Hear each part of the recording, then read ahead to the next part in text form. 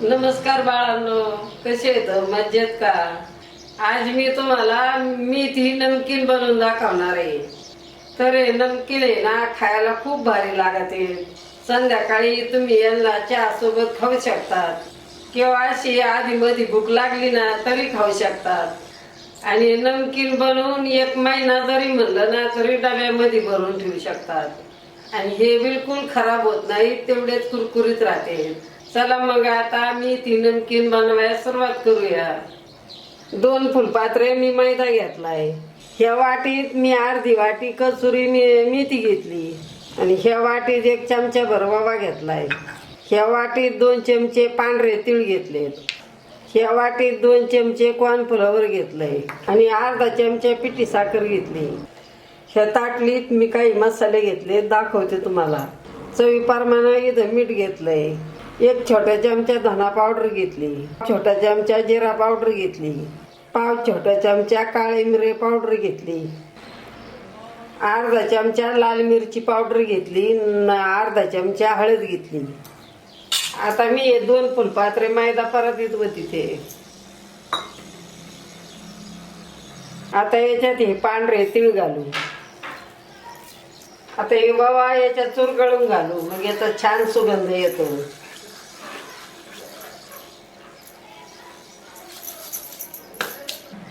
आता याच्यात हे सगळे मसाले घालू. आता या मसाल्यामुळे ना आपले मेथी नमकीन छान असे चटपटीत बनते. आता याच्यात ही कसुरी मेथी घालू.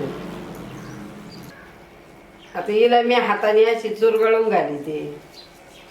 तुमच्याकडे अशी कसुरी मेथी नसली ना तर आपली वल्ली मेथी निसून घ्या, तिला स्वच्छ धुवा आणि बारीक कापा. त्याच्यात काड्या काड्या घेऊ नका. तर त्या मेथीला आहे ना 1 चमचा भर तेल टाकून कढईत अशी परतून घ्या.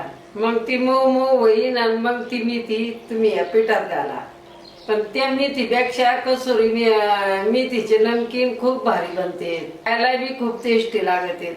आता याच्यामध्ये थोडी पिठी साखर घालू. आता याला मिक्स करून घेऊ. पिठी साखरीमुळं आपल्या नमकीनला छान चव येते. मग थोडीशी घालायची. आता मी याला कोरड्या चांगलं मिक्स करून घेतलंय. आता या पिठात 2 पळ्या तेल घालू.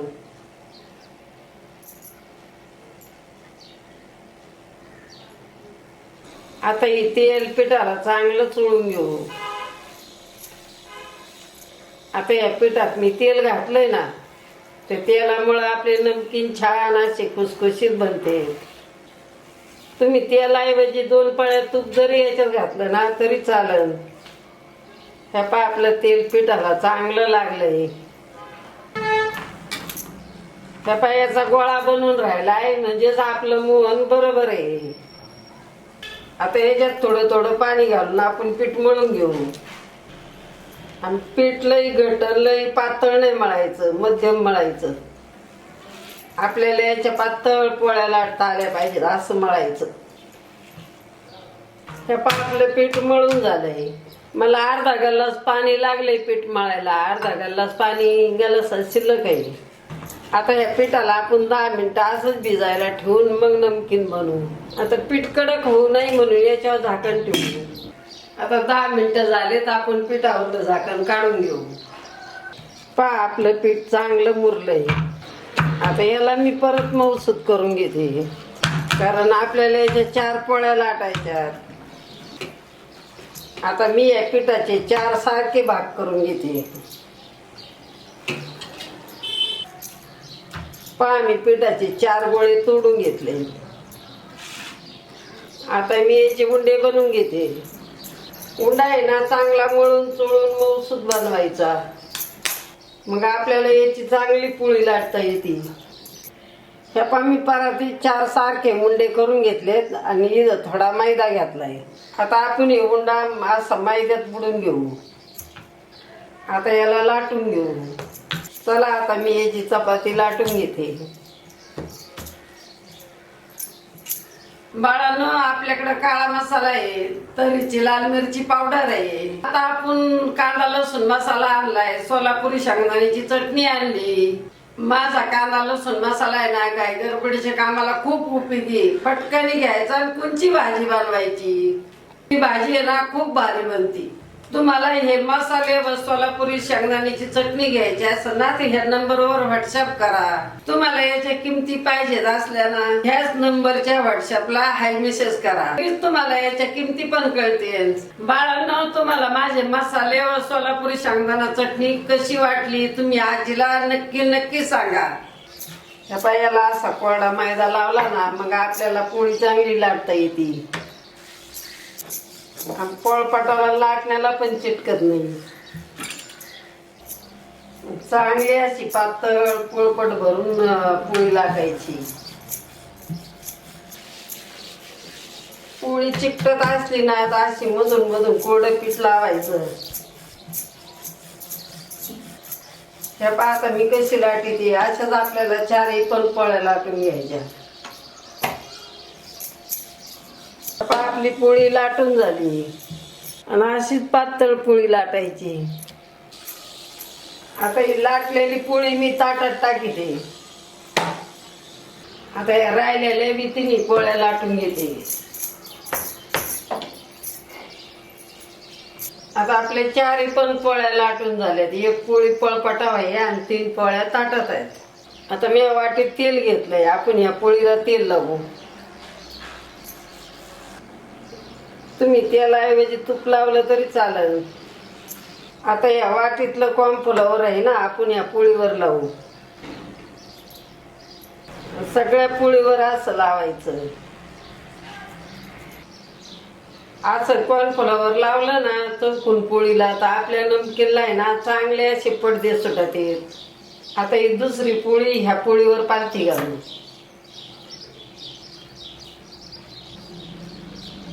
अशी बरोबर व्यवस्थित याच्यावर पसरून घ्यायची. आता ह्या पोळीवर पण तेल लावू आणि असं सगळ्या पोळ्यांच्यावर आपल्याला तेल लावायचं. आता ह्या पोळीवर पण कॉर्नफ्लॉवर लावू. आता ही तिसरी पण पोळी याच्यावर पालथी घालू. याला बी तेल आणि कॉर्नफ्लॉवर लावून घ्यायचा. आता ही चौथी पोळी याच्यावर पालथी घालू. आता हिला पण तेल आणि कॉर्नफ्लॉवर लावून घेऊ. मी 4 पोळ्या एकावर एक ठेवून घेतल्या. आता याची घट्ट गुंडाळी घालू. मी याला आता घट्ट असे दुमडून घेतलंय. याची आहे ना अशी घट्ट गुंडाळी घालायची. मी कशी घालते अशीच गुंडाळी घालायची. जर तुम्ही ढिल्ली गुंडाळी घातली ना याचे पडदे आहेत ना तळताना सुटते. त्यामुळं तुम्हाला आहे ना जेवढी आवळून गुंडाळी घालता येईल तेवढी घाला. आता मी कशी आवळून घालते अशीच गुंडाळी आवळून घालायची. आता हे शेवटचा टोक आहे ना याला बी घट्ट गुंडाळून घेऊ. मग आपल्याला याला कापून घ्यायचं.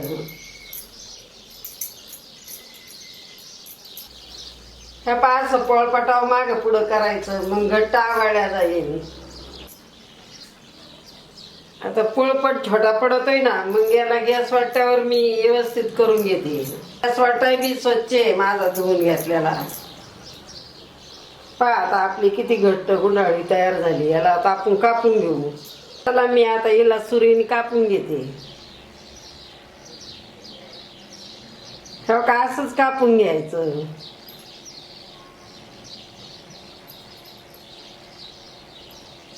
आणि लई जाड जाड बी आहे नमकीन कापायचे नाहीत. असे पातळ पातळच कापायचे. मग तळले ना आत कच्चे नाही राहत. मी आता सगळे नमकीन कापून घेतलेत. आता हे नमकीन सुईचा ठेवायचा आणि याला आहे ना असा गोल आकार देऊ. आता या 3 बोटांनी याला सारखं दाबायचं. जोरात नाही दाबायचं. असं वरच्यावर हलक्या हाताने दाबायचं. आता जरी तुम्हाला याचे पडदे असे चिकटलेले वाटत असतील ना आता हे तळलं ना मग याचे पडदे छान वेगळे वेगळे होते. चला आता याला पण आपण तसंच करू. ह्या पायाला असं गोल करायचं मग असं 3 बोटांनी दाबायचं आलं हाताने. आपण बाकरवडी बनवतो ना तसेच बनवायचे. हे पाणी सगळे नमकीन बनवून ताटात काढून घेतले. नमकीन तळायला मी कढईमध्ये तेल गरम करायला ठेवलं होतं. तेल पण कडक गरम झाले.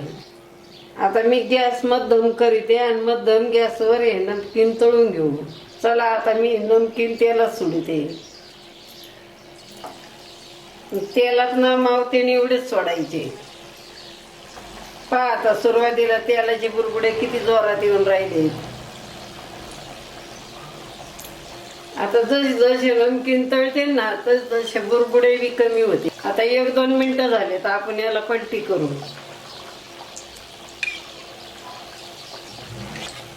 असे मध्यम गॅसवर याला सावकाश लाल रंगावर तळून घ्यायचं. मग हे आतमध्ये येत ना कच्चे नाही राहत, छान कुरकुरीत बनते. पहा आपल्या नमकीनला किती छान पडदे आलेत, तुम्हाला दिसतच असते.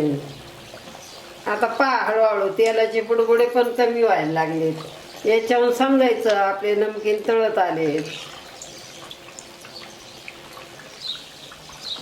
हे पहा आपले नमकीन तळून झालेत. असेच लाल रंगावर तळायचे. आता यांना काढून घेऊ. पहा बाळांनो किती भारी झालेत आपले मेथी नमकीन. बिलकुल तेलकट नाही झाले, छान कुरकुरीत झाले. आता हे नमकीन आपण ताटात काढून घेऊ.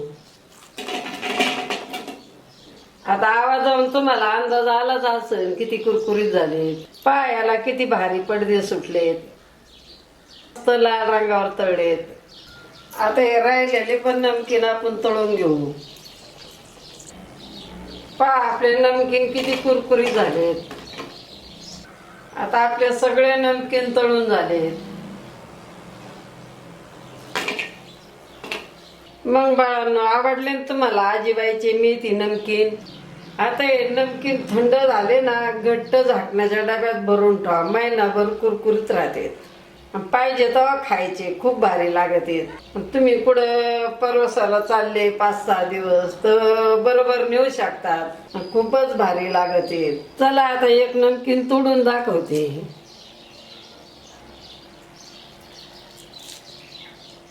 पहा किती खुसखुशीत झालेत आणि अगदी महिनाभर हे असेच खुसखुशीत राहते. मग बाळांनो आवडले तुम्हाला आजीचे नमकीन आणि आवाजावरून तुम्हाला अंदाज आलाच असन कसे बनलेत. किती सारे याच्यात पडदे पापुडे सुटलेत. चला बाळांनो मी तुम्हाला नमकीन खाऊन दाखवते कसे झाले पाहूया. इतके भारी झालेत ना, मस्त चटपटीत झालेत. माझ्या तर तोंडाला ना चवच आली. मस्त कुरकुरीत आणि खुसखुशीत झालेत. मग बाळांनो आवडले तुम्हाला आजीबाईचे नमकीन. चला बरं पटपट लाईक करा, शेअर पण करा, घंटी पण दारावर घालायचं विसरता. मग आजीने रेसिपी टाकली ना तुम्हाला समजल, तुम्ही लगेच जाऊन पाहताल. असा खेळा, खूप खूप मजा करा. आजीबाई सारखे मेथी नमकीन बनवून खा, खूप आवडते तुम्हाला. एकच नंबर झाले. चला आता भेटू पुढच्या रेसिपीला.